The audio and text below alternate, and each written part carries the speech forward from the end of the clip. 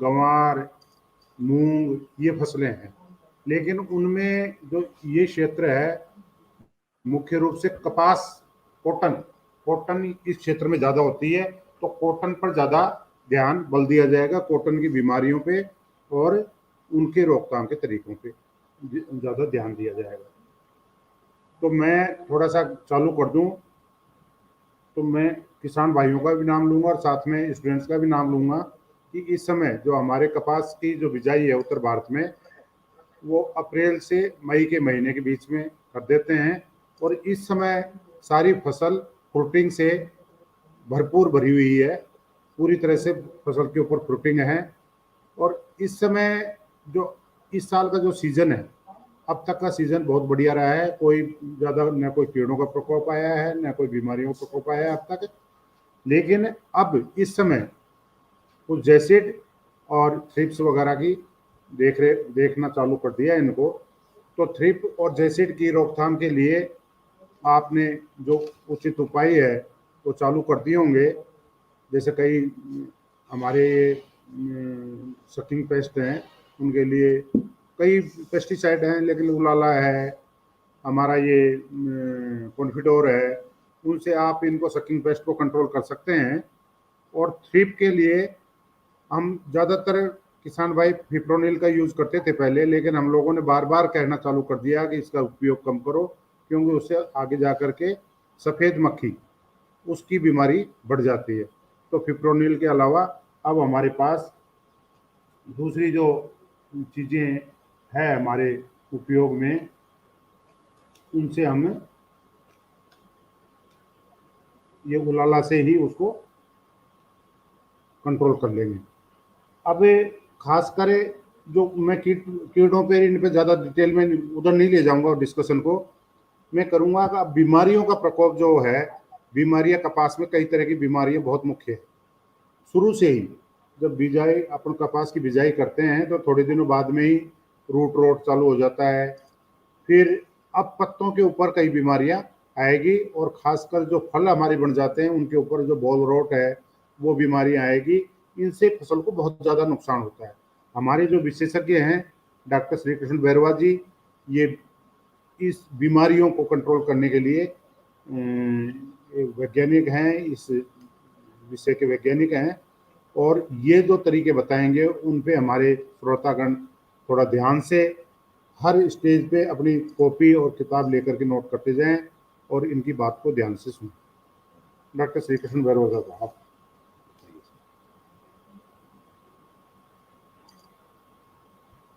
Hello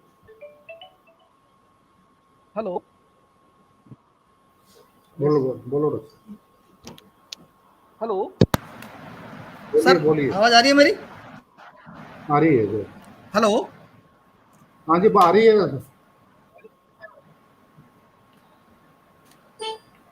आ रही है आवाज। नमस्कार सभी को। आदरणीय प्रोफेसर आर ए मीणा साहब और एसकेडी यूनिवर्सिटी हनुमानगढ़ के इस वेबिनार के आयोजकगण, सभी पार्टिसिपेंट्स, स्टूडेंट्स, किसान भाइयों, जैसा कि हम ये आज का ये वेबिनार आयोजित कर रहे हैं, स्पेशली जो खरीफ फसल अभी जो हमारे वर्तमान में चल रही हैं, उन खरीफ फसलों में रोग नियंत्रण के बारे में हम चर्चा करेंगे। जैसा कि सर ने अभी बताया आपको, हमारे यहाँ खरीफ की जो मुख्य फसलें हैं वो मूंग, मोट, ग्वार, बाजरा, गन्ना और कपास आदि मुख्य फसलें हैं जो खरीफ में हम लेते हैं। हमारा जो ये जोन है राजस्थान का zone 1B, north western plain zone of 1B Rajasthan, जिसमें हनुमानगढ़ और गंगानगर जिला आता है राजस्थान का। इसमें जो हमारी मुख्य फसल होती हैं उनमें मुख्यतः गन्ना, कपास और ग्वार, ये 3 फसलें हम लेते हैं। इसके साथ साथ मूंग भी हमारे यहाँ लिया जाता है, लेकिन सबसे ज़्यादा क्षेत्रफल हमारा है वो इस वक्त है कपास का। कपास की फसल है जो बहुत ही मुख्य फसल है। इसको वाइट गोल्ड भी कहते हैं, हम सफ़ेद सोना के नाम से जानते हैं, वाइट गोल्ड कपास। क्योंकि जो इसके अंदर से जो रुई निकलती है वो बहुत ही उच्च क्वालिटी की और बहुत इम्पोर्टेंट, जिसके सभी तरह के फैब्रिक्स बनते हैं। और इसके साथ साथ जो इसका बिनोला होता है उसका ऑयल भी निकलता है जो खाने के काम में लेते हैं। साथ साथ इसकी जो बिनोले की जो खल तैयार होती है वो हम जानवरों के खिलाने के काम में लेते हैं। तो इसकी अगर इम्पोर्टेंस देखते हैं तो ये बहुत इम्पोर्टेंट क्रॉप है और हमारे उत्तरी राजस्थान की मुख्य फसल के रूप में इसको जानते हैं। अगर इसकी हम फसल उत्पादन की तकनीक को देखते हैं तो फसल उत्पादन में हम इसकी जो बिजाई है मई के महीने से शुरू कर देते हैं। इसमें कपास में भी पहले हमारे पास दो तरह की कपास हुआ करती थी, देसी कपास और अमेरिकन कपास। फिर आया वो बीटी, जो बीटी कपास है वो और इसमें जुड़ गया, जेनेटिकली मॉडिफाइड करके इसको बीटी कपास दिया गया, इसका नाम दिया गया। और दरअसल क्या है कि इसमें एक सुंडी जो जिसे कहते हैं हिलियोथिस जो लगता था, सुंडी का प्रकोप जो बहुत ज़्यादा रहता था, जिसकी वजह से बहुत ज़्यादा फसल खराब हो जाती थी, इसकी जो रुई की क्वालिटी है वो खराब हो जाती थी। तो उससे बचने के लिए फिर बीटी का इजाद हुआ और बीटी की वजह से अब वो समस्या काफ़ी कम हो गई। लेकिन दूसरी समस्याएं जो हमारे आज भी बहुत यहाँ है, इसमें जैसा सर ने अभी बताया था, कीड़ों की समस्या इसमें बहुत रहती है। इसकी खेती को लाभदायक बनाने के लिए हमें इसके मैनेजमेंट पे बहुत विशेष ध्यान देना चाहिए। मैनेजमेंट में विशेष ध्यान ये है कि खाद बीज तो आपको प्रॉपर तरीके से डाल देते हैं, लेकिन बीमारियों के बारे में लोगों को कम थोड़ी सी जानकारी रहती है कि इसमें बीमारियां कौन कौन सी लगती हैं। और समय रहते अगर हम इस बीमारियों का इलाज नहीं करते हैं या समय रहते हम इसके बीमारियों पर ध्यान नहीं देते हैं तो फसल में नुकसान हो जाता है, उत्पादकता में कमी हो जाएगी, आपकी रुई की जो क्वालिटी है उसमें नुकसान हो जाएगा और अल्टीमेटली हमें लॉस इसको झेलना पड़ेगा। तो उस लॉस से बचने के लिए हमें इसमें लगने वाली जो बीमारियां हैं उनके बारे में थोड़ा सा जानकारी होनी चाहिए, और वो कैसे लगती हैं, क्या उनके लक्षण होते हैं, कैसे उनका प्रबंध किया जा सकता है, ये इन सभी बातों पर अपन चर्चा करेंगे एक एक करके। जो बीमारियां मुख्य बीमारियां हैं उन सभी पे। वैसे तो रिपोर्टेड कई सारी बीमारियां हैं, अगर हम रिपोर्टेड डिजीज का नाम दें तो रिपोर्टेड 8-10 बीमारियां ऐसी हैं जो इसमें रिपोर्टेड है। लेकिन जो हमारे जोन में यहाँ आती हैं मुख्य रूप से 4 मुख्य बीमारियां हैं, 2 मेजर हैं, 2 माइनर हैं। उसके अलावा भी छोटी मोटी बीमारियां चलती रहती हैं जो इतनी ज़्यादा इकोनॉमिक इम्पोर्टेंस की नहीं होती। तो मैं अब आपको इसकी जो बीमारियां हैं उसके बारे में विस्तार से अपन चर्चा करेंगे।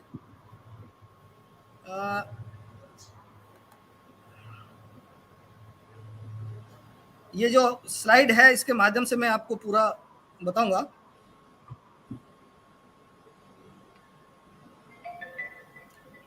सर इसमें शेयर में जाऊं, मैं शेयर में हो जाएगा?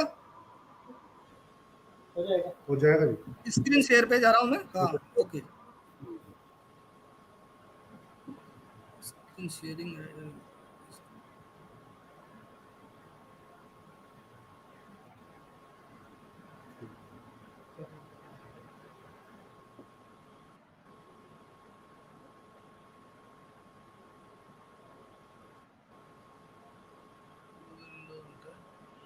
सर वो पीपीटी शेयर कर रहे हैं ना, उसको लाइव ला दीजिए। वो पीपीटी शेयर कर रहे हैं, उसको लाइव ला दीजिए। सर मेरा ये स्लाइड दिख रही है? हाँ यस सर। हेलो, अभी आ रही है बताइए मिनट। हाँ आ गई सर, आ गई। चलो सर ये स्लाइड दिखाई दे रही है आपको? हाँ दिख रही यस दिख सर। रही है आपकी आवाज नहीं आ रही सर। दिख रही है ना, दिख रही है। हेलो हेलो हाँ जी सर, आप आ गई। मेरे स्लाइड दिखाई दे रही है आपको? हाँ दिखाई दे रही है जी।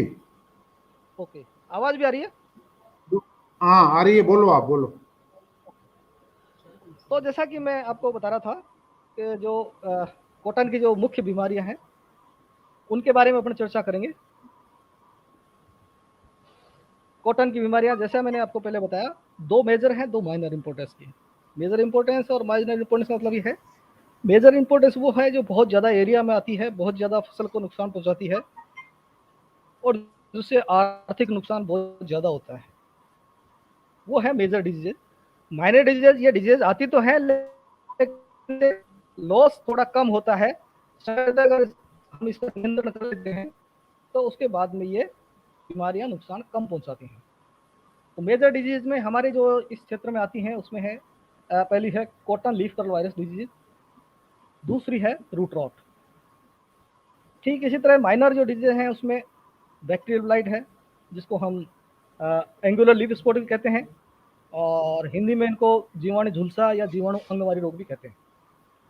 लीफ स्पॉट या फंगल फोलियर ब्लाइट जो है, पत्ती धब्बा रोग, वो कई तरह के जो पैथोजेंस हैं उनकी वजह से होता है, जैसे अल्टरनेरिया लीफ स्पॉट है, सर्कोस्पोरा लीफ स्पॉट है, माइरोथेसियम लीफ स्पॉट है। ये सारे जो पैथोजेंस हैं ये पत्ती धब्बा रोग जैसे लीफ स्पॉट डिजीज है वो बीमारी फैलाते हैं। इसके अलावा और भी बीमारी हैं जिसमें एक आपको विल्ट है, कॉटन में कई बार विल्ट भी देखने को मिलता है। विल्ट के साथ साथ ही एक 2,4-D जो खरपतवार नासी है उसका भी रेजिडुअल इफेक्ट आ जाता है, जिसको हम क्रेजी टॉप के नाम से जानते हैं, वो बीमारी भी इसमें आती है। तो ऐसे करके 5-6 बीमारी हैं जो हमारे इस क्षेत्र में देखने को मिलती हैं, जिनकी वजह से फसल में नुकसान होता है और फसल को काफ़ी डैमेज होता है। समय रहते हमें इनकी पहचान और इनका नियंत्रण करना बहुत ज़रूरी है। ये कैसी होती हैं, किस तरह के इसके लक्षण होते हैं और कब हम इसको नियंत्रण कर सकते हैं या किस समय हम इसको रोक सकते हैं, वो हम इस पर चर्चा करेंगे।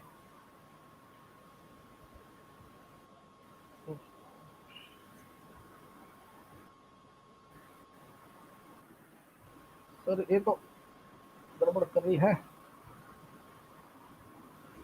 सर, मुझे इसकी शेयरिंग रोकनी पड़ेगी क्योंकि ये हिंदी का मैटर है, हिंदी ये इस पर आ नहीं रहा है। एक सेकंड में नहीं इसको, कोई बात नहीं डॉक्टर साहब, आप बोल दो मुंह से।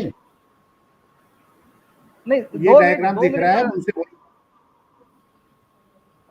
कॉटन लीफ कर्ल वायरस है सर, ये जो बीमारी है ये देसी और अमेरिकन दोनों कपास में आती है। ज़्यादातर जो अमेरिकन कपास है उसमें आती है, और इसके अंदर अगर देखते हैं हम इसको तो ये इसके लक्षण जो हैं पत्ती के रूप में दिखती है। जो पत्ती क्या है कि एक तो अपवर्ड कर्लिंग हो जाती है, मतलब ऊपर की तरफ मुड़ जाती है, और पत्ती गोल सी हो जाती है। साथ ही साथ इसकी जो सिराएं हैं वो फूल जाती हैं, और सिराएं फूल करके मोटी हो जाती हैं, और पत्ती के नीचे एक छोटी सी पत्ती निकल आती है। ये इसके मुख्य लक्षण है, और ये हमारे पूरे क्षेत्र में यहाँ देखने को मिल जाती है, जिसको हम समय पर नियंत्रित कर सकते हैं। अगर हम इसकी हिस्ट्री की बात करते हैं तो ये बीमारी है जो सबसे पहले 1912 में नाइजीरिया में इसको देखा गया था। उसके बाद 1924 और 1926 में ये तंजानिया में पाई गई थी। और अगर एशिया की बात करते हैं तो सबसे पहले ये मुल्तान में 1967 में ये रिपोर्टेड हुई थी। इंडिया की हम बात करते हैं तो सबसे पहले जो 1989 में IRI न्यू दिल्ली में एक इजिप्टियन कॉटन स्पीसीज आई थी, गोसिपियम बारबेडेंस, इसके अंदर ये रिपोर्ट की गई थी और उसी के अंदर ये नोट की गई थी इंडिया में 1989 में। हम अगर बात करते हैं हमारे यहाँ राजस्थान की, तो राजस्थान में ये सबसे पहले गंगानगर में, श्री गंगानगर में 1993 में ये रिपोर्ट हुई थी। गोसिपियम हिरसुटम जो अमेरिकन कॉटन है उसके अंदर ये CLCV नोट किया गया था 1993 में, जो हमारे राजस्थान में यहाँ गंगानगर में पहली रिपोर्टिंग यहाँ हुई थी। उसके बाद जो फिरोजपुर है हमारा पंजाब का एरिया जो पाकिस्तान बॉर्डर के पास है, वहाँ पर भी ये कई एक दो जगह पे इसको नोट किया गया था। जैसा कि मैंने बताया था आपको, अब देखिए इसके लक्षण देखिए। इसकी जो सिराएं हैं बिल्कुल ये मोटी हो रखी है, और पत्ती है जो अंदर की तरफ मुड़ना शुरू हो गई है। ये इसके टिपिकल करेक्टर हैं, सिराओं का फूल जाना, सिराएं मोटी हो जाती है इसकी। ये देखिए, ये एक पत्ती के नीचे छोटी सी पत्ती का एक संरचना बनी हुई है। ये इंपॉर्टेंट इसकी करेक्टर है। जब लीफ कर्ल का इनिशिएशन हो जाता है उसके बाद जो कॉटन की पत्ती है उसके नीचे एक एक्स्ट्रा छोटी सी पत्ती निकल जाती है, और ऊपर बड़ी जो पत्ती है वो कप की तरह अंदर की तरफ मुड़ना शुरू हो जाती है। ये इसका एक टिपिकल लक्षण है। ये फैलती कैसे है? इसका फैलने का जो मुख्य सोर्स है वो है व्हाइट फ्लाई। बेमेसिया टोबेसाई। वायरल डिजीज के रूप में अगर देखते हैं तो इसका मेन सोर्स होता है वो सकिंग पेस्ट ही होता है। वायरस डिजीज सकिंग पेस्ट से ही एक दूसरे पौधे पर ट्रांसफर होती है। दूसरा क्या है कि जब ऑफ सीजन होता है, ऑफ सीजन के समय ये जो व्हाइट फ्लाई है जो वाइल्ड होस्ट पर सर्वाइव करती है, जो वीड्स से हैं हमारे या अदर दूसरे जो ऑफ सीजन की क्रॉप्स हैं, जैसे हमारे इस क्षेत्र में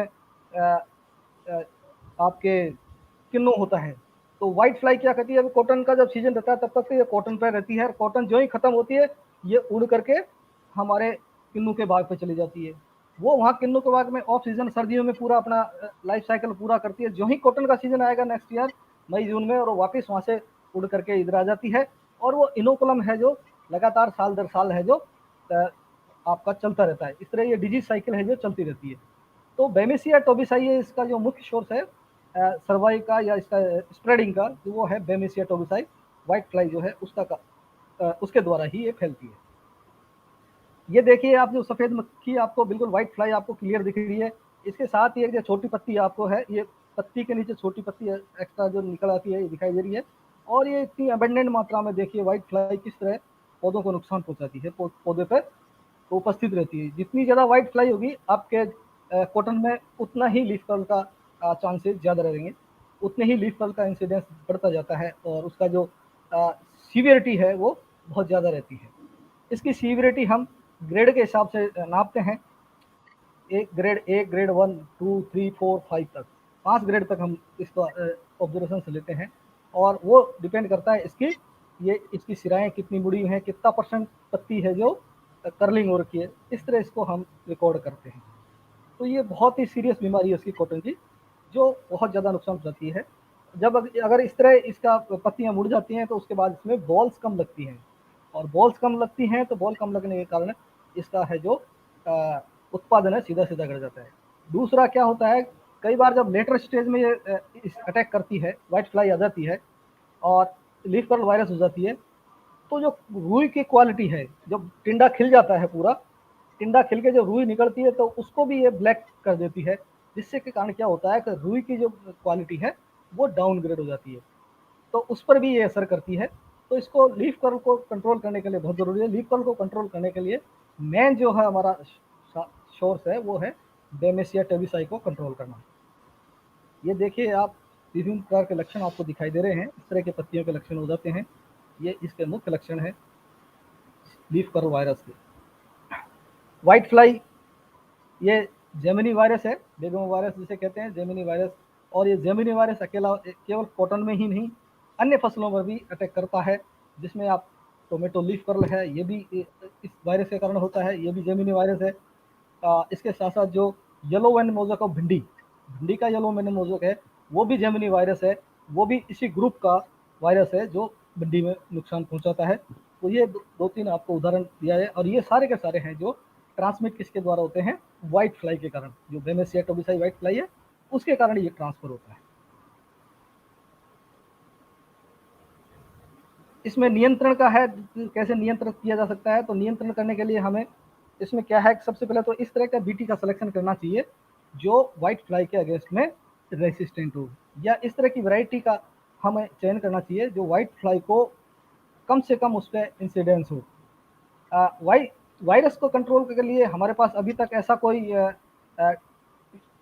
इंसेक्टिसाइड या इस तरह का पेस्टिसाइड कोई अभी तक हमारे पास नहीं बना है, फंजीसाइड जो वायरस को ख़त्म कर सके। उसको रोकने के लिए सबसे बेस्ट यही है कि उसके अगेंस्ट में कुछ रेजिस्टेंट मटेरियल है, जो कुछ ऐसी एंट्रियाँ, हमें ऐसा मटेरियल जनरेट करना है जो वाइट फ्लाई के अटैक को सहन कर सके, जिसमें रेजिस्टेंट की वाइट रस्ट के अगेंस्ट में सॉरी वाइट इसके लीफ कर्ल के अगेंस्ट में रेसिस्टेंट हो। यहाँ कुछ लाइनें हमने दे रखी हैं, जैसे चौधरी चरण सिंह हरियाणा यूनिवर्सिटी है, इसकी लाइनें हैं H1117, H1226, H1236, ये SAU हरियाणा की हिसार की निकली वैरायटी हैं, ये कुछ रेजिस्टेंट वैरायटीज़ हैं। इसके साथ साथ ही पंजाब एग्रीकल्चर यूनिवर्सिटी लुधियाना है, इसकी भी कुछ वैरायटी हैं, 2 वैरायटी जिसमें F1861 और F2076। राजस्थान एग्रीकल्चर यूनिवर्सिटी जो हमारे यहाँ गंगानगर से जो कुछ वैरायटी हैं, ये भी वाइट रस्ट के लिए सॉरी लीफ कर्ल के लिए रेजिस्टेंट है, RS 875, RS 810, RS 2013। Punjab agriculture university Ludhiana की एक हाइब्रिड है LHH 144, ये हाइब्रिड वैरायटी है। ये भी वाइट फ्लाई के अगेंस्ट में CLCU के अगेंस्ट में रेजिस्टेंट है। इसी तरह जो सिरसा का CCRI सिरसा है, वहाँ की भी ये वैरायटी है 2-3 हाइब्रिड जो कॉटन लीफ वायरस के अगेंस्ट में रेजिस्टेंट देखी गई है। CSSH 198, CSHH 238, CSHH 243, ये वैरायटीज़ हैं जो यहाँ से रिपोर्ट की गई है रेजिस्टेंट। इन वैरायटीज़ का उपयोग लेना चाहिए। इसके साथ साथ वाइट फ्लाई का जो मैनेजमेंट है वो सबसे बेस्ट होता है कि आप वाइट फ्लाई को किस तरह मैनेज करते हैं। वाइट फ्लाई को मैनेज करना बहुत ज़रूरी है। समय रहते उसमें किसी इंसेक्टिसाइड का, इवन देन हमारे एक शेड्यूल तैयार किया हुआ है जिसमें शेड्यूल में सबसे पहले आप नीम बेस्ड जो इंसेक्टिसाइड है उसका स्प्रे करें। उसके बाद कम तीव्रता वाली जो आती हैं उनका करें, जैसे इंसेक्टिसाइड्स हैं और कई सारे इंसेक्टिसाइड जैसे डाइफेंथुरान है और आपका एसीफेट है, ट्रेसर है, ये सारे इंसेक्टिसाइड हैं जो इसको कंट्रोल करने के लिए इसमें उपयोग में लेते हैं वाइट फ्लाई को। और वाइट फ्लाई को कंट्रोल कर लिया तो आपका leaf curl virus automatically manage हो जाएगा। तो हमें इसको कंट्रोल करने के लिए सबसे पहले वाइट फ्लाई का ही मैनेज करना पड़ेगा। वाइट फ्लाई मैनेज होते ही वो आपका कंट्रोल हो जाएगा। नेक्स्ट जो अपन बात कर रहे थे जो बीमारी है वो है जड़ गलन। जड़ गलन इस क्षेत्र की मुख्य बीमारी है। ये सॉइल बॉर्न डिजीज है और राइजोप्टोनिया बटाटिकोला जो फंजाई है इसके द्वारा ये फैलती है, जिसमें मुख्य रूप से ये देसी और अमेरिकन दोनों को ही नुकसान पहुंचाती है। और जो लेट सोन क्रॉप्स होती हैं उनमें ये बहुत ज़्यादा असर करती है। पहली बार ये जो जून में दिखाई देती है, जून के बाद में जुलाई के दौरान इसकी जो इंटेंसिटी है वो थोड़ी बढ़ जाती है।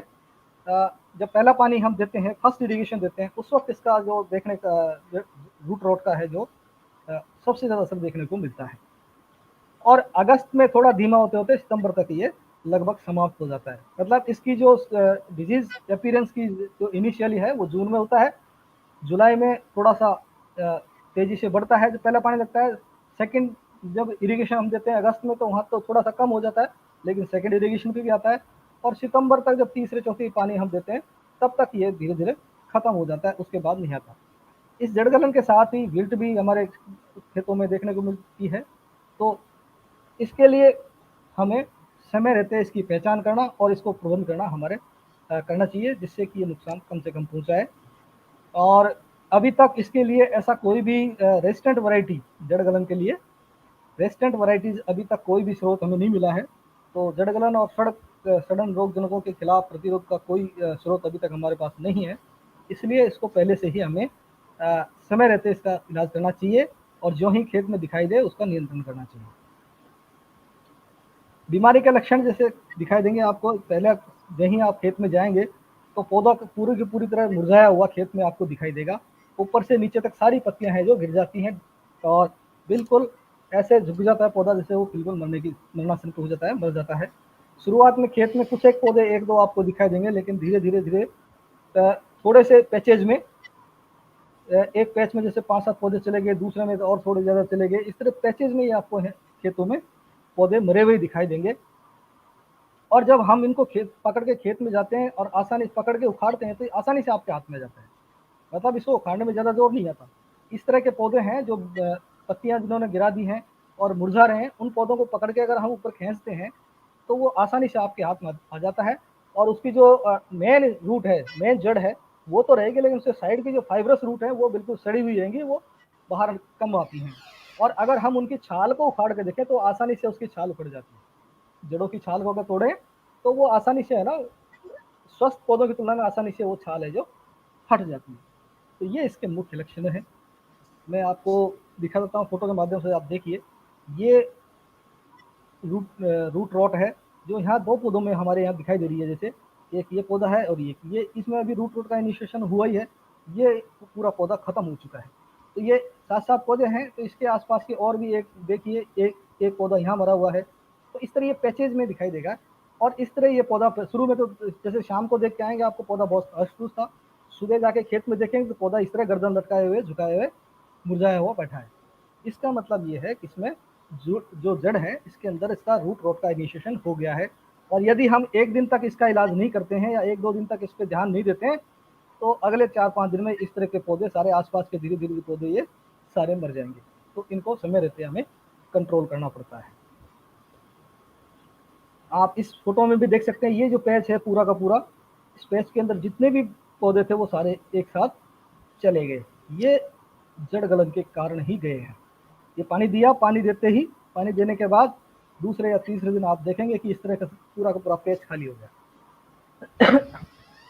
अब अगर हमने इसके इस स्टेज पे हमने इसका कोई मैनेजमेंट नहीं किया, इसका कोई प्रबंध नहीं किया, तो हो सकता है 8-10 दिन बाद में या 15 दिन बाद में अगला जब पानी लगाएं तो इसके आसपास के ये पौधे हैं ये भी मर सकते हैं। जैसे इसका आप इन सब में देखिए, ये पौधा मरने के उस पर आ गया।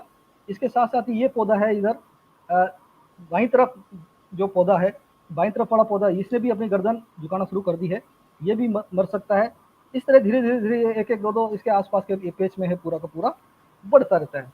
तो इनको हमें समय रहते इनका मैनेजमेंट करना है। अगर हम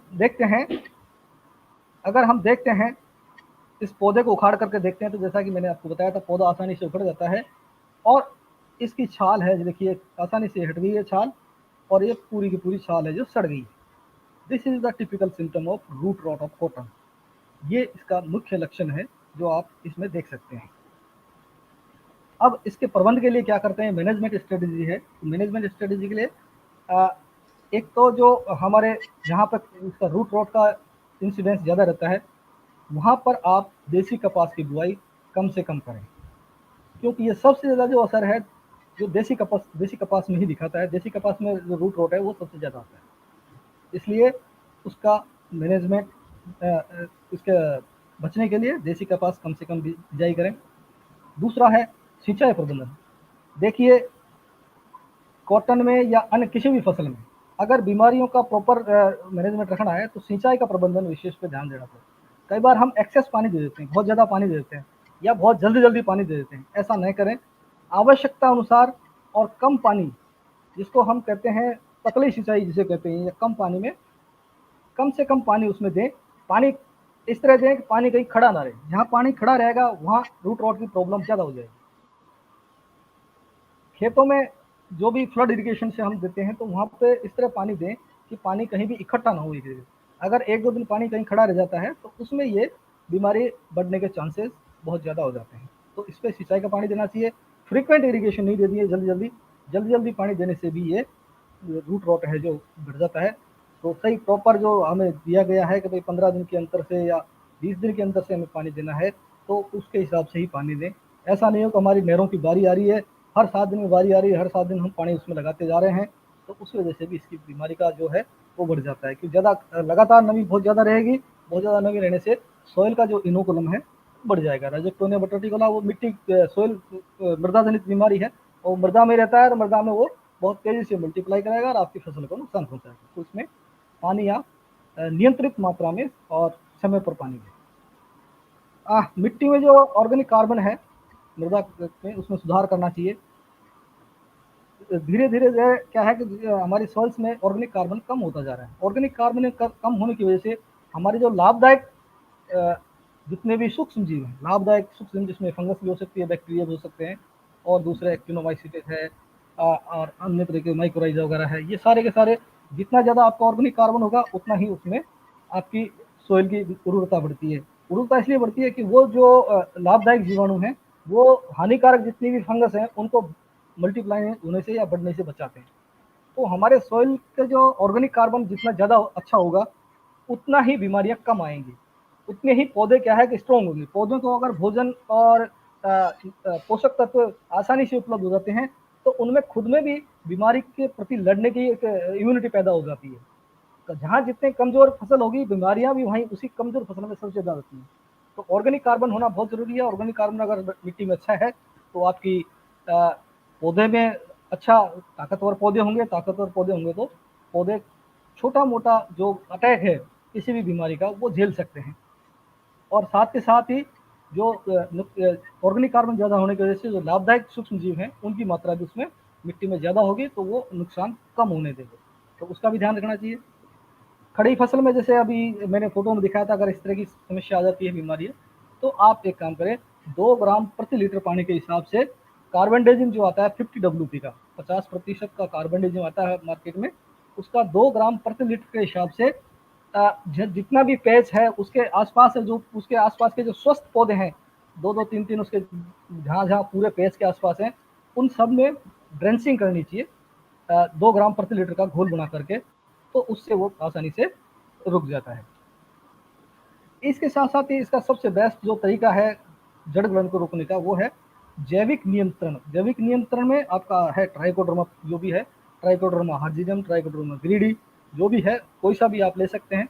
इसको 2.5 किलोग्राम प्रति बीघा के हिसाब से प्रयोग करते हैं। सॉइल जो भूमि उपचार इसे कहते हैं, जैसे ये देखिए भूमि उपचार में जड़ गलन की समस्या वाले खेतों में बुआई से पूर्व 6 किलोग्राम व्यापारिक जिंक सल्फेट है जो प्रति बीघा दर से मिट्टी में डालकर मिला दें। और जिन खेतों में जड़ गलन का प्रकोप अधिक है, उन खेतों के लिए बुआई से पूर्व 2.5 किलोग्राम ट्राइकोडर्मा हार्जिनम या ट्राइकोडर्मा ग्रीडी जो भी हो, वो 50 किलो आर्द्रता युक्त गोबर की खाद में अच्छी तरह मिला करके 10 से 15 दिन के लिए पहले छाया में रख दें उसको मिला करके, और इस मिश्रण को बुआई के समय 1 बीघा में पड़ेवा करते समय मिट्टी में मिला दें। मतलब पड़ेवा करके उसके अंदर मिट्टी के मिला दें और फिर ऊपर से जुताई कर दें और उसको अच्छी तरह से मिट्टी में मिला दें, तो इससे इसका प्रकोप है जो धीरे धीरे कम हो जाएगा। बीज उपचार भी हम इसका ट्राइकोडर्मा का कर सकते हैं। इसके लिए ट्राइकोडर्मा हार्जिनम या स्यूडोमोनास जो भी है आपके पास अवेलेबल है, उससे 10 ग्राम प्रति किलो बीज के हिसाब से उसको मिक्स करके, और साथ के साथ ही उसके बिजाई कर सकते हैं, या जो कार्बोक्सिन आता है आपका विटावेक्स वगैरह आता है, उससे भी हम बीज उपचार करते हैं। 3 ग्राम कार्बोक्सिन के नाम से जो फंजीसाइड आता है, वो 3 ग्राम प्रति किलो बीज के हिसाब से, या फिर कार्बेंडाजिम जो 50 WP का आता है उसका 2 ग्राम प्रति किलो बीज के हिसाब से दवाई मिला करके बीज का अगर उपचार करते हैं, तो उससे भी जड़ गलन की समस्या कम आती है। नेक्स्ट जो अपना बीमारी है वो है बैक्टीरियल ब्लाइट, जिसके बारे में हम बात कर रहे थे। बैक्टीरियल ब्लाइट जो डिजीज है, ये हमारा बैक्टीरिया है जो जेंथोमोनास एक्जेनोपोडिस पैथोवार मालयूसीरम, इसके कारण ये इस बीमारी का जो कारक है, रोगजनक है, वो है जेंथोमोनास एक्जेनोपोडिस पैथोवार मालयूसीरम। इसके द्वारा ये फैलता है। ये बीमारी वैसे तो बहुत ज़्यादा उसमें सीवियरिटी में नहीं रहती, लेकिन ओकेजनली कई बार जब 5-7 दिन तक लगातार बारिश होती रहती है, अभी जैसे ये सीजन चल रहा है जुलाई अगस्त के महीने में, अगर कंटिन्यू रेनफॉल 5-7 दिन का कंटिन्यू रेनफॉल हो जाए, तो वहाँ पर फिर ये तेज़ी से बढ़ जाता है। जहाँ नमी की मात्रा बहुत ज़्यादा होती है तब ये तेज़ी से फैलने लग जाता है। इसका मेन यही है कि जो अगर वातावरण इसके प्रति अनुकूल हो जाए तो ये आसानी से बढ़ जाता है। इसको हम ब्लैक आर्म भी कहते हैं और एंगुलर लीफ स्पॉट भी कहते हैं। 2-3 बीमारी को नाम से जानते हैं, बैक्टीरियल ब्लाइट, ब्लैक आर्म या एंगुलर लीफ स्पॉट। ये सभी बीमारियां ये इसी कारण, इसी पैथोजन के कारण बैक्टीरिया है जो जेंथोमोनास के कारण होता है। ये इसके लक्षण देखिए, लक्षण के बारे में जैसे धब्बी बनती है बैक्टीरियल, अगर लीफ ब्लाइट में आता है तो पत्ती देखिए झुलस जाती है, किनारों से बीच में बड़े बड़े धब्बे बन जाते हैं, धब्बे बन करके कॉन्सेंट्रिक रिंग के आसपास देखिए इनके चारों तरफ, और पत्ती एक तरह से जैसे उसमें जल गई हो उस तरह का होता है। इसके साथ साथ ही ब्लैक आर्म वेनल नेक्रोसिस जिसे कहते हैं, क्योंकि ये सिराएं हैं जो पूरी की पूरी काली होगी इसकी, तो इसको ब्लैक आर्म भी कहते हैं।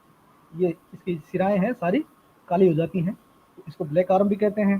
साथ के साथ ही एंगुलर लीफ स्पॉट, मतलब एंगुलर का मतलब क्या होता है कि ये सिराओं के मध्य, जैसे ये तिकोना सा एरिया है तो सिराओं के मध्य का एरिया है वो खराब हो जाता है और ब्लैक हो जाता है, तो इसको एंगुलर लीफ स्पॉट के नाम से भी जानते हैं। और फिर कई बार जब इसका इन्फेक्शन बहुत ज़्यादा होता है तो ये जो इसकी बॉल होती है, कॉटन की बॉल बनती है, उन बॉल के ऊपर भी आ जाता है, तो बॉल रॉट भी इससे हो जाता है। ये इसके मुख्य लक्षण है बैक्टीरियल ब्लाइट के। इसको नियंत्रण करने का उपाय है, एक तो जब भी इसकी बिजाई करें तो इसका स्ट्रेप्टोसाइक्लिन से, इसका सीड का स्ट्रेप्टोसाइक्लिन से ट्रीटमेंट करें इसका। इसके लिए क्या करते हैं, 10 ग्राम स्ट्रेप्टोसाइक्लिन या के साइक्लिन लेते हैं, प्लांटोमाइसिन लेते थे लेकिन आजकल प्लांटोमाइसिन आ नहीं रहा है, तो के साइक्लिन ले सकते हैं।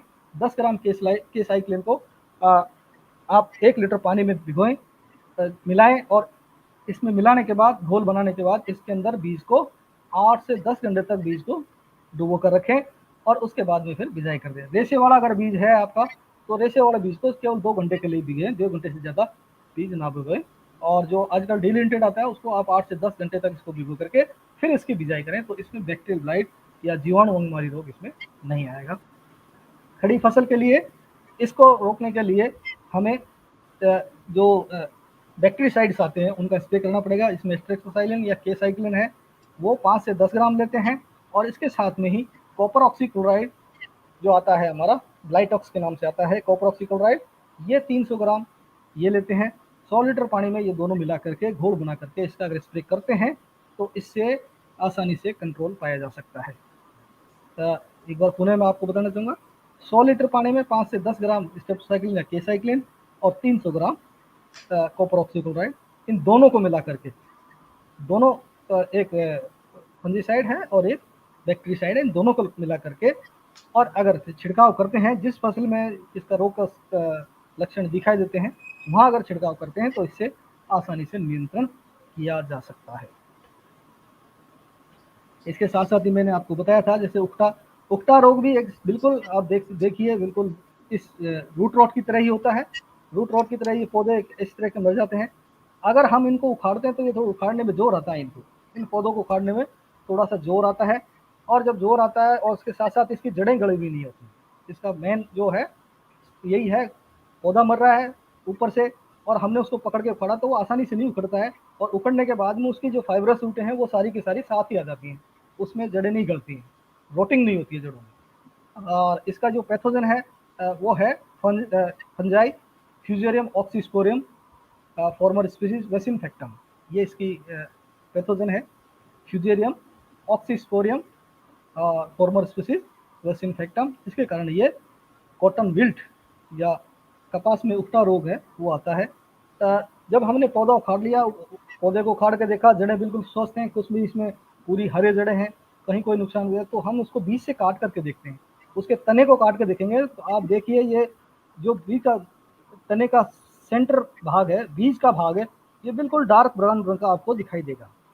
ये एक्चुअल में जो फ्यूजेरियम है इसकी माइसीलियम होता है यहाँ, इसके कारण ये यहाँ से ये भोजन का जो आदान प्रदान है, इसको ट्रांसलोकेशन है भोजन का, वो उसको ब्लॉक कर देता है, जिसकी वजह से पौधा मर जाता है। मतलब जो पौधा पानी ग्रहण करता है वो जड़ों के माध्यम से ऊपर जाता है, उसको रोक देता है, और ऊपर से जो भोजन बनता है वो भोजन बन करके नीचे जड़ों तक जाता है, तो वो उसको उसका ट्रांसलोकेशन है वो रोक देता है, जिसकी वजह से ट्रांसपोर्ट भोजन का ट्रांसपोर्टेशन हो जाता है और पौधा मुरझा करके सूख जाता है। ये इसके मुख्य लक्षण है। इसको भी रोकने के लिए या इसका मैनेजमेंट के लिए जैसे हम जड़ गलन के लिए करते हैं सेम वो कि वही हम इसका बीज उपचार कर सकते हैं। बीज उपचार करने के साथ साथ ये भूमि उपचार भी करना चाहिए। ये जो जड़ गलन के लिए जो हम मैनेजमेंट प्रैक्टिस अपनाते हैं वही इसमें करनी चाहिए, इससे आसानी से हम इस पर नियंत्रण पा सकते हैं। जैसे बीज उपचार है, कार्बोडाइजिस भी कर सकते हैं, ट्राइकोडर्मा से कर सकते हैं, और भूमि उपचार करें वो सबसे बेस्ट है। भूमि उपचार 2.5 किलोग्राम ट्राइकोडर्मा है प्रति बीघा के हिसाब से, पलेवा करने के बाद जब जुताई करते हैं उसमें डालें तो उससे आसानी से कंट्रोल हो। एक मैं बात कर रहा था जो क्रेजी टॉप या विकृति डिजीज आती है, कई बार क्या होता है कि ये कपास की जो फसल है बहुत सेंसिटिव होती है। हमने यदि किसी पिछली फसल में कपास की बिजाई के पहले की फसल में अगर खेत में हमने 2,4-D का स्प्रे किया है, या कई किसान भाई क्या करते हैं कि खरपतवार नियंत्रण के लिए उसमें प्री इमरजेंस का डाल देते हैं, तो उससे क्या है कि ये इस तरह पत्तियां हैं जो जब कपास की फसल बड़ी होती है, बड़ी होने के बाद ऊपर की पत्तियां हैं जो ये बिल्कुल सीधी सीधी सी पत्तियां से निकल जाती हैं, छोटी छोटी छोटी छोटी पत्तियों में कन्वर्ट हो जाती हैं, इसको हम क्रेजी टॉप कहते हैं। कई बार जो हमारा स्प्रेयर है, अगर हमने कोई 2,4-D के जो स्प्रे किया हुआ है और उसी ढोलकी से हमने इसके ऊपर कोई इंसेक्टिसाइड या फंजीसाइड का स्प्रे फसल पर कर दिया, उसके असर से भी ये इस तरह की हो जाती है। इसमें क्या है कि अब आगे ऊपर फलियां इसमें फूल नहीं बनेंगे और छोटी पत्तियां और उसके फूलों की जो है आकृति छोटी छोटी रह जाएगी, तो इससे भी काफ़ी नुकसान हो जाता है। तो इसको भी हमें पहचान करके समय पर इसका इलाज करना चाहिए। इसके लिए बेस्ट है आप 1% का जो यूरिया है 1% यूरिया का स्प्रे करवाएं। जब इस तरह के लक्षण आपको उसमें खेत में दिखाई दें तो 1% यूरिया का इसमें स्प्रे करवाएं। एक स्प्रे उसके अलावा जो हमारा चूना है कैल्शियम कार्बोनेट, 1.5% चूने का स्प्रे भी हम करवा सकते हैं इसको असर कम करने के लिए, वो भी काफ़ी इफेक्टिव पाया गया है। और अगर कोई हार्मोनल स्प्रे करना चाहे तो जो जिब्रेलिक एसिड है उसका 50 पीएम 50 पीपीएम तक उसका स्प्रे हम करें तो उससे इससे निजात मिल सकती है। तो किसान भाइयों और साथियों, ये छात्रों, ये सारी कॉटन्स की बीमारियों के बारे में था, जो बहुत ही आज के इस समय के लिए बहुत अच्छा वो है, क्योंकि हमारी अभी कपास की फसल है जो खेतों में खड़ी है और कई तरह की समस्याएं जो मैंने बताई है, इस तरह की समस्याएं आपको देखने को मिल रही होंगी, किसान भाइयों के सामने भी होंगी। तो आप, मैंने जो इस तरह के लक्षण और उनके जो उपचार हैं बताए हैं, आप अगर उन उपचार को और उनको लेंगे तो आपको काफ़ी फ़ायदा होगा। इसके अलावा कुछ बीमारियां हैं जो लीफ स्पॉट से आती है, हालांकि ये इतना ज़्यादा नुकसान नहीं पहुंचाती हमारे फसलों में, लेकिन फिर भी कई बार अगर बहुत ज़्यादा इस तरह के सिम्टम्स दिखाई दें, आपको पत्तियां पूरी धब्बेदार हो जाएं, जल जाएं, खराब हो जाएं, ये सर्कोस्पोरा लीफ स्पॉट है, अल्टरनेरिया लीफ स्पॉट है, ये सारे के सारे जो फसल है इसमें अगर कहीं माइरोटेशियम लीफ स्पॉट है, ये इस तरह की भी कहीं आपको सिम्टम्स दें, दिखाई दें, तो आप इसके लिए सिंपली जो मैंकोजेब आता है, आप मैंकोजेब का स्प्रे कर सकते हैं 0.2% का 2 ग्राम पर लीटर का, या मैंकोजेब और कार्बोडेजिम का मिक्सर आता है जो हमें साफ के नाम से जानते हैं 12+63% का, आप उसका भी स्प्रे कर सकते हैं 2 ग्राम प्रति लीटर अगर उस पर करें तो ये माइनर इंपॉर्टेंस की बीमारी है, ये वहीं के वहीं रुक जाएंगी, आगे नहीं बढ़ेंगे और इससे नुकसान नहीं हो पाएगा। तो ये सारी की सारी बीमारियां हैं जिनके बारे में मैंने आपको बताया, और आप इनको काम में लें और इस तरह की दवाइयों को और इस तरह के जो प्रिकॉशंस हैं उनको आप उपयोग में लें, जिससे आपकी फसल को कम से कम नुकसान हो। Thank you very much. ये सब कपास की बीमारियों के बारे में था जो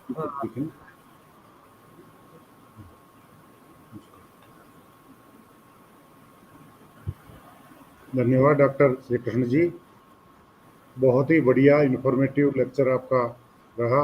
मेरी समझ में आपके इस लेक्चर को सुनकर के जो हमारे कॉटन उगाने वाले किसान हैं बहुत ज़्यादा लाभान्वित होंगे। हमारे विद्यार्थी जो पढ़ रहे हैं इस समय बीएससी में और एमएससी में, वो भी इस टॉपिक को बढ़िया अच्छे ढंग से समझ पाएंगे। और आपने बड़े बड़े बड़े छोटे मतलब समराइज वे में बहुत ही जितनी इन्फॉर्मेशन आपको किसान को देनी चाहिए वो पूरी इन्फॉर्मेशन आपने दी।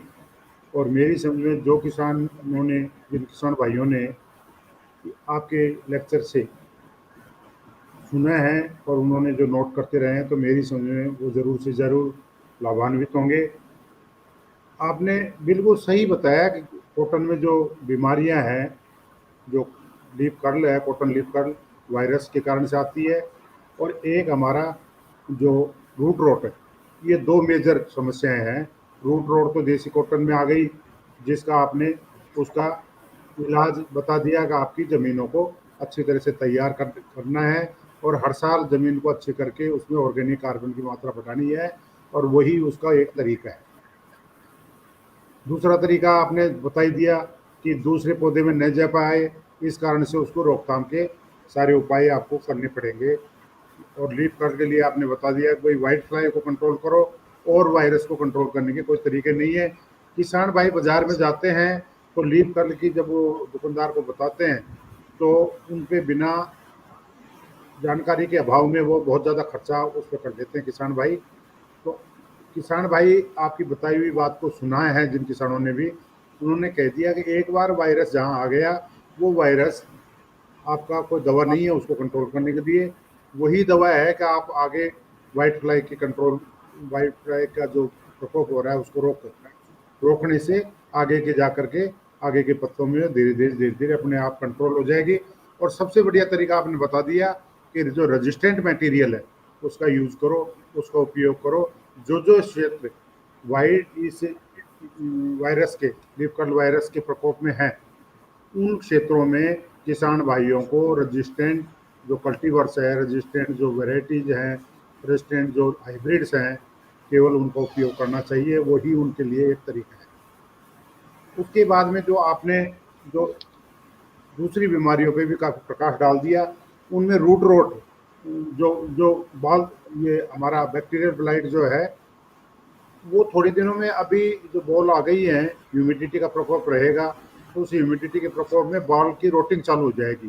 किसान भाइयों को कई जगह नजर आएगा काले काले धब्बे पड़ गए हैं बॉल के ऊपर, वो धब्बे बड़े हो गए हैं और बड़े होकर के वो बॉल बनी बनाई बॉल उनकी नुकसान हो जाता है, गिर जाते हैं।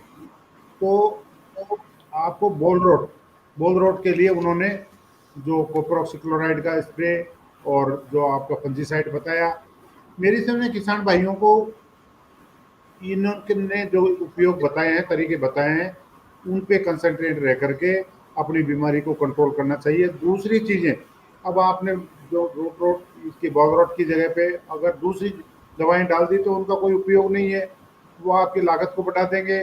तो सीधा सा बात है, आप लागत बढ़ा लोगे तो आपको लाभ कम हो जाएगा। तो लाभप्रद खेती करने के लिए वैज्ञानिकों द्वारा बताए गए जो तरीके हैं उन तरीकों पे किसान भाइयों को सीमित रहना चाहिए, और उन तरीकों से अगर वो खेती करेंगे तो खेती में एक बहुत नॉमिनल सा खर्चा होने के होकर के ही आपकी सफल खेती हो जाएगी। जो भी पैदावार आपको मिलेगी वो आपको फायदे में जाएगी। और आज का किसान भाई बिना वैज्ञानिकों को सुने हुए अपने पड़ोसी किसान से या किसी से और से जो जानकारी उनको मिलती है, अधूरी जानकारी, उसको सुन करके वो बहुत ज़्यादा खर्चा कर लेते हैं। उनकी खेती में कोई बचत लाभ लाभ उनको प्राप्त नहीं हो पाता या कम प्राप्त होता है। तो किसान भाई इस पे ध्यान दें। और मैं बहुत बहुत धन्यवाद दूंगा डॉक्टर श्री कृष्ण जी को, जिन्होंने इस प्लेटफार्म से जुड़े और हमें सबको, किसानों को भी, विद्यार्थियों को भी, पेस्टिसाइड्स के दुकानों वालों को भी, और सबको सबको उनके लेक्चर से बहुत बहुत लाभ मिला है। मैं बहुत बहुत धन्यवाद देता हूँ। धन्यवाद doctor thank you Shri sir, Krishna.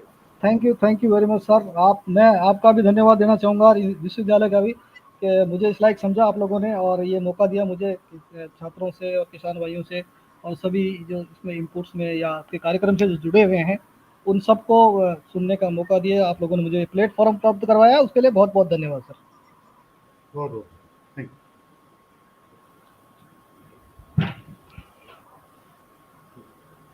You.